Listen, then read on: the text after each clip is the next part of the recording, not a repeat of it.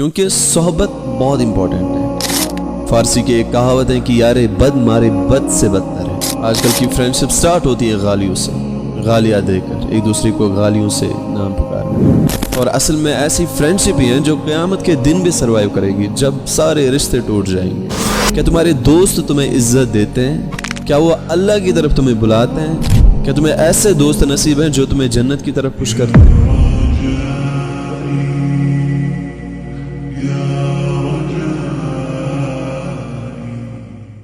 دوست وہ نہیں جو صرف خوشیوں میں تمہارے ساتھ ہو، دوست وہ نہیں جو اپنا مقصد پورا کر کے، لالچ پورا کر کے تمہیں چھوڑ دے، بلکہ سچا اور وفادار دوست وہ ہیں جو تمہیں اس اللہ کے قریب لے جائیں، اس نیت سے دوستی نبھائے کہ وہ خالق تجھ سے راضی ہو، جو تمہاری دنیا بھی سنوارے اور تمہاری آخرت بھی سنوارے۔ قرآن میں اللہ فرماتا ہے کہ کل روز محشر سب دوستی دشمنی بن جائے گی سوائے ان کے جو تقوی والے ہوں، یعنی اصل دوست وہی ہیں جسے فکر ہو تمہارے آخرت کی۔ نبی صلی اللہ علیہ وسلم فرماتے ہیں کہ بندہ اپنے دوست کے دین پر ہوتا ہے، یعنی کہ جس طرح دوست ہوتا ہے ویسا ہی دوسرا دوست بھی ہوتا ہے، اور دوست سے ہی پہچانا جاتا ہے کہ انسان کیسا ہے، اس کے اخلاق کیسے، اس کا کردار کیسا ہے۔ اگر کوئی جاننا ہو کہ یہ بندہ کیسا ہے تو پہلے اس کے دوستوں کو دیکھو، اگر وہ اچھے ہوں گے تو یقیناً یہ بھی اچھا ہوگا۔ اس لیے کسی کے ساتھ فرینڈشپ کرنے سے پہلے، کسی کو اپنا دوست بنانے سے پہلے دیکھ لو کہ تم کس سے دوست بنا رہے ہو، کیونکہ صحبت بہت امپورٹنٹ ہے۔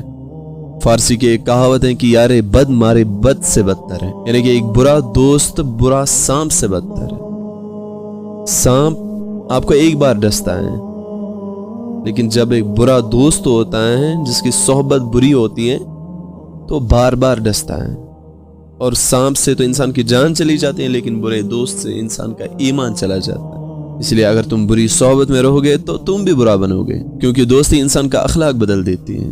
اگر تمہارے دوست تمہیں اللہ سے دور لے جا رہے ہیں تو یقیناً تم دور ہو جاؤ گے، یا اگر تمہارے دوست گناہوں میں الجھے ہوئے ہیں تو یقیناً دھیرے دھیرے تم بھی الجھ جاؤ گے، تم بھی ویسا ہی بنو گے جیسا وہ ہے۔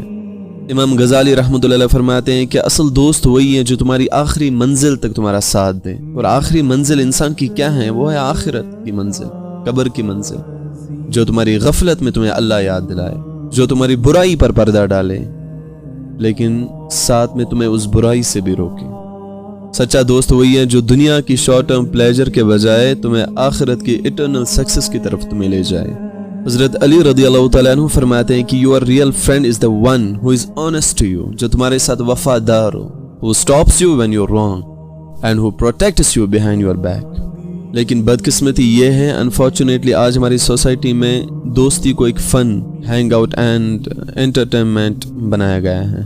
آج کل کی فرینڈشپ سٹارٹ ہوتی ہے گالیوں سے، گالیاں دے کر ایک دوسرے کو گالیوں سے نام پکارنا، ایک عجیب ہی روپ لے چکی ہیں، جہاں لوگ سمجھتے ہیں کہ فرینڈشپ میں گالیاں نہ ہو تو وہ فرینڈشپ کس کام کی، فرینڈشپ میں ہنسی مذاق نہ ہو تو وہ فرینڈشپ کسی کام کی۔ مذاق بھی ٹھیک ہے، لیکن گالیاں دے کر، ماں بہن کی گالیاں دے کر اس کو وہ سمجھتے ہیں کہ یہ میرا فرینڈ ہے، اصل میں وہ دوست نہیں ہوتا ہے، اصل میں وہ دوستی نہیں ہوتی۔ کبھی پڑھو اپنی پروفٹ محمد صلی اللہ علیہ وسلم کی فرینڈشپ کے بارے میں۔ ہمارے آقا صلی اللہ علیہ وسلم ان کے بھی فرینڈس تھے۔ نبی کریم صلی اللہ علیہ وسلم نے ہمیں اپنی زندگی سے دکھایا کہ ریئل فرینڈ وہ ہوتا ہے جو تمہاری دنیا بھی سنوارے اور تمہاری آخرت بھی سنوارے۔ اللہ کے نبی صلی اللہ علیہ وسلم کے سب سے عزیز دوست حضرت ابوبکر صدیق رضی اللہ تعالیٰ عنہ تھے، جن کی دوستی صرف دنیا تک نہیں بلکہ قبر اور آخرت تک رہی۔ اور حضرت علی رضی اللہ تعالیٰ عنہ فرماتے ہیں کہ میں اپنی جان سے بھی زیادہ اپنے محبوب صلی اللہ علیہ وسلم کی حفاظت کرتا تھا۔ یہ تھی اصل فرینڈشپ۔ حضرت عثمان رضی اللہ تعالیٰ عنہ نے اپنی مال و جان نبی کریم صلی اللہ علیہ وسلم پر قربان کیے، اور یہ تھی وہ دوستی جس میں لالچ نہیں، صرف سیکریفائس تھا۔